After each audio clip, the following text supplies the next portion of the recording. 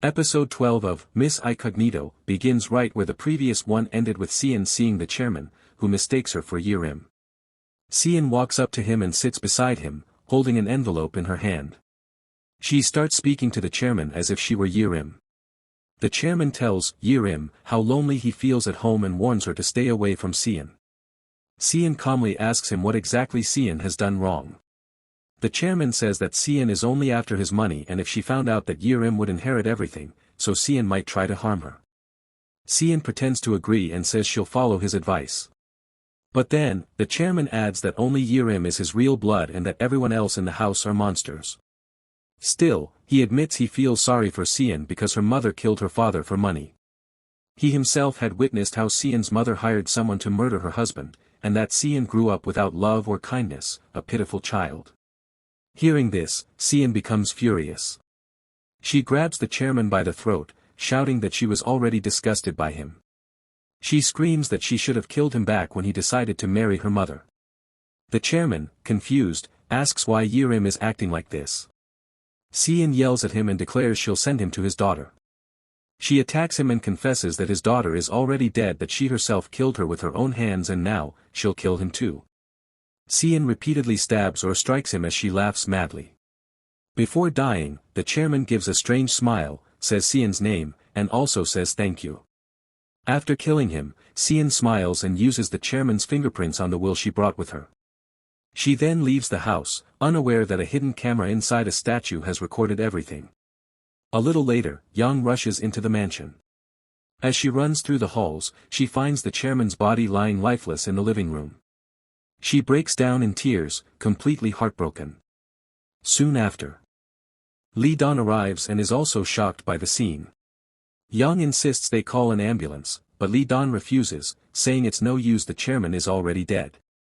Yang tries to grab his phone, crying helplessly and asking what they should do.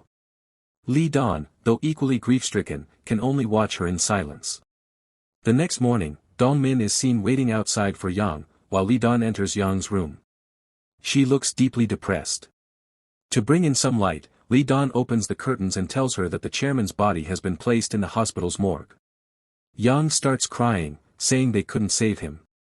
Li Dan gently tells her that although things are hard, she must pull herself together because there's still work to do. The shareholders' meeting is about to begin. He also tells her that Dongmin is waiting outside and asks if she wants to see him, but Yang gives no reply. Li Dan steps outside and tells Dongmin to go back for now and not ask any questions. That's the best way he can help at the moment. After Li Dan leaves, Dongmin tries calling Yang, but she doesn't pick up. So he sends her a message saying, if she ever need help, she call him anytime. Yang sees the message silently. In the next scene, Dongmin returns to Machang, where the principal is waiting for him. She gives him a lot of tofu to eat, but Dongmin asks her about Ju-won. The principal tells him that he was just there. Dongmin goes to check and finds Ju-won hiding inside a tent. When Dongmin tells if Ju-won is not here he's going back to Seoul, but Ju-won runs to him and hugs him tightly. It's a warm, emotional moment between father and son. Dongmin apologizes for making him wait so long, and Ju-won asks when Yang will come back. Dongmin explains that she has some important work to finish but will return soon. The two then tease each other and share another sweet hug. Meanwhile, Li Dan comes to Yang and tells her that no recording was captured even in secret cameras as everything was turned off. Shocked, Yang rushes to the secret room and sees that there's indeed no footage. Then the scene shifts. Cian is getting ready for the board meeting. The meeting begins, but Yang still hasn't arrived. Suddenly, every director's phone buzzes with a message. They open it to see the will that Cian had forged using the chairman's fingerprints. Everyone looks confused. They don't know which will is genuine, Yang's or Cian's, or what's really going on. The host announces that voting result. Out of 40 total votes, 30 members vote in favor of Cian, making her the new chairwoman. Everyone claps as Cian stands to deliver her speech. But midway through her speech, a technical issue interrupts her. Suddenly, a video starts playing on the big screen. It's a recording of the chairman, alive, saying that he faked his death to bring justice for his daughter Yirim. Cian panics and yells to stop the video. Her men rush to the control room, but Baiyal has locked it from the inside. Baiyal then plays the next clip, showing Cian confessing to killing Yirim and later murdering the chairman. Everyone in the room is horrified, and Director Park, in particular, looks devastated seeing Chairman like that. At that moment, Yang enters with the police, who were there to arrest Cian for murdering Chairman. A flashback shows that Yang had remembered something earlier and went to the statue where she found the hidden camera.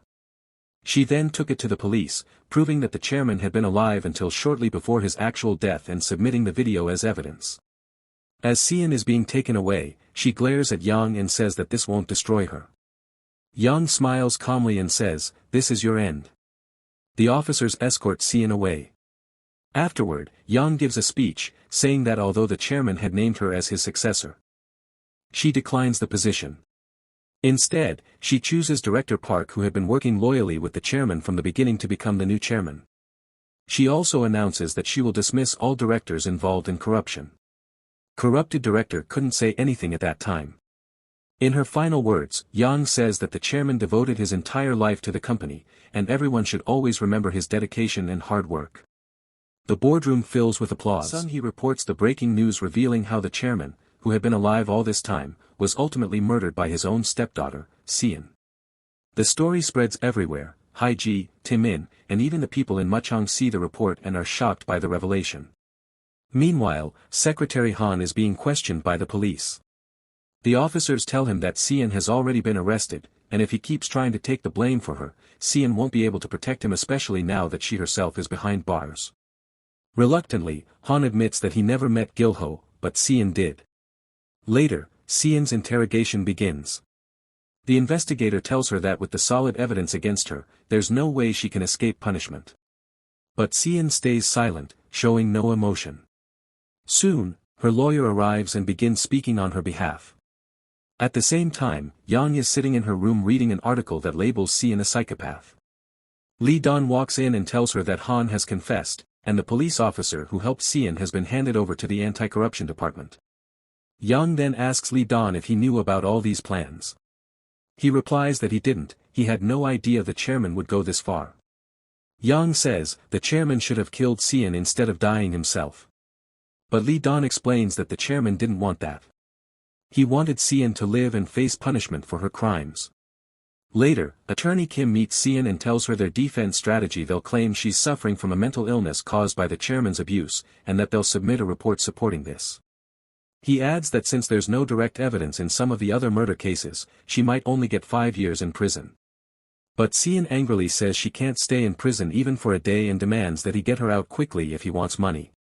In court, the prosecutor presents Cian's case, stating that she committed 3 murders. He calls Yang to the stand as a witness.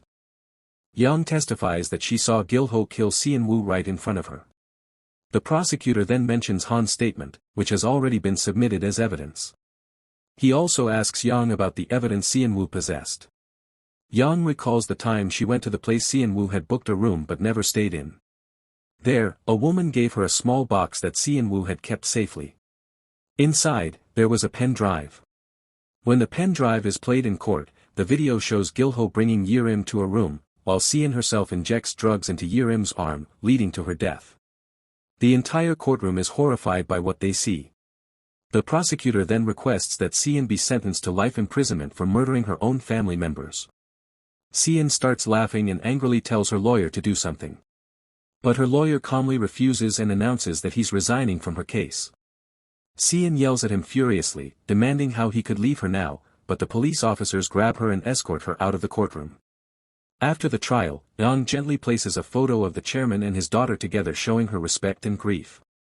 When she steps outside, she finds Dongmin waiting for her. Lee Dan encourages Yang to talk to him, reminding her that he truly cares about her. Yang apologizes to Dongmin for everything that has happened so far. But Dongmin tells her that he never blamed her for anything. Yang says she doesn't think she's a good person, that she's done terrible things to so many people. Dongmin gently replies, bad people don't say things like that. He knows she is a good person. Then he asks her, smiling, if she'll ever come back to Muchang and him. He says he'll wait for her. Yang tells him not to wait for her, but Dongmin insists, jokingly, he won't wait his whole life, just 10 years. But when she finally come back after 10 years, don't complain that he has gotten old. Hearing this, Yang smiles for the first time in a while. Meanwhile, Butler Choi, who now works at a hospital, takes a new job caring for an elderly patient. She does it thinking that maybe this old man will turn out to be another chairman like Yang's story. Elsewhere, Haiji and Taemin are talking when Cheol-soo suddenly shows up. He's come to confess his feelings to Haiji. But before he can, Haiji grabs Taemin's hand and says she needs to rest, clearly rejecting Cheol-soo. Taemin then pushes Cheol-soo away and makes him leave. As they're left alone, Taemin is about to confess his own feelings when Haiji asks why he's been taking care of her so much. Taemin admits that he was worried she'd feel lonely if he wasn't around. He says she always smiles, but he knows how lonely she really is inside. Hearing this, Haiji looks emotional and softly asks if he'll be her boyfriend. Then she asks if he's ever kissed anyone before. Taemin shyly shakes his head no, and just as she's about to kiss him, Yang appears.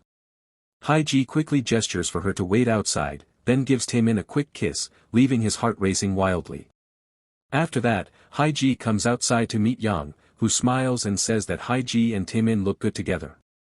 She tells her she should stay in Machang and hands her a gift of ballet shoes. Yang explains that she found out Haiji had actually learned ballet. Haiji, touched, admits that back at the orphanage, she had only learned ballet for 1 month, and people used to bully her because she didn't have proper shoes. Hearing this, Yang makes her promise that they'll always stay friends. Yang enters the study room and finds Lee Don packing his things. When she asks where he's going, he tells her that his contract with the chairman has officially ended, and it wouldn't be right for him to stay there any longer. Yang asks where he plans to go. Lee Don smiles and says, he doesn't have as much money as her, but he can still afford a staycation, implying he's taking a short trip to rest. Yang thanks him sincerely for all his hard work and loyalty. Meanwhile, the principal is in her office when a registered mail arrives. She opens it and is shocked to discover that the land has now been purchased by Gaseong Group, meaning the kindergarten will continue to operate there permanently. Overjoyed, she screams in excitement. At that moment, Sungtae walks in and asks what happened. When she tells him the news, he gets upset and starts shouting because it means he'll never be able to open his nursing home there now. Elsewhere, Lee Don takes one last look at the chairman's mansion before leaving for his vacation. Inside, Yang sits in the chairman's chair, lost in thought. She reflects on how lonely the chairman must have been while living there.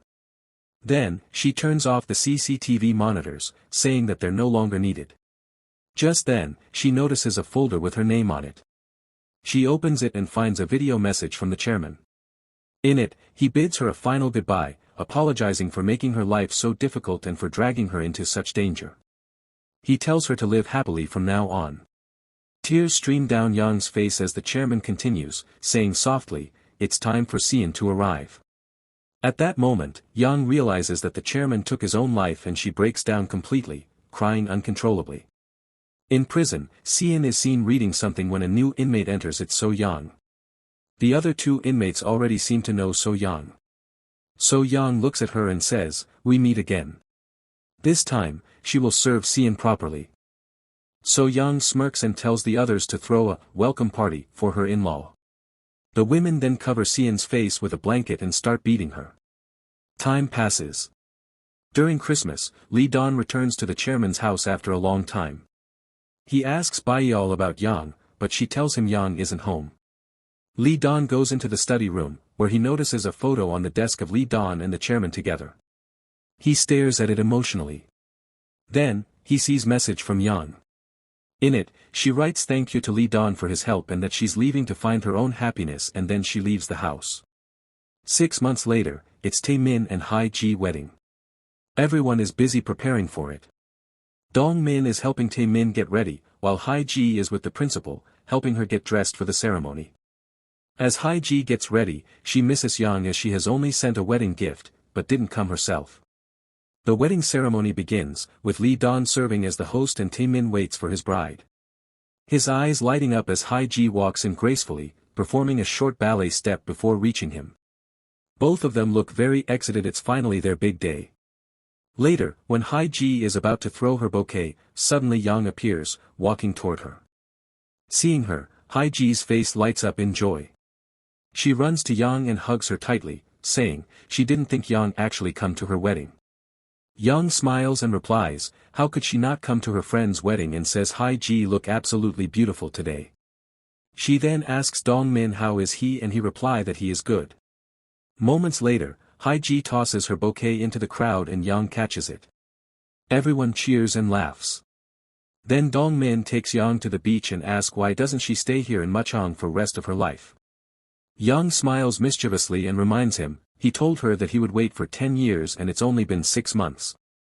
Dong Min chuckles and says since she is here now and he can't wait any longer and then he kisses her.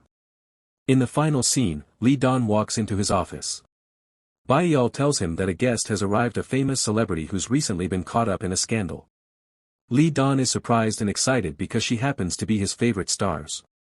When he goes to meet her, she says she heard Lee Dan is really good at hiding people. Lee Dan smirks and replies, that's his specialty and tells her his fees. The actress smiles confidently and says, money won't be an issue.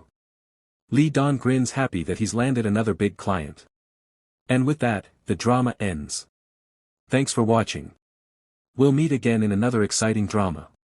Goodbye for now.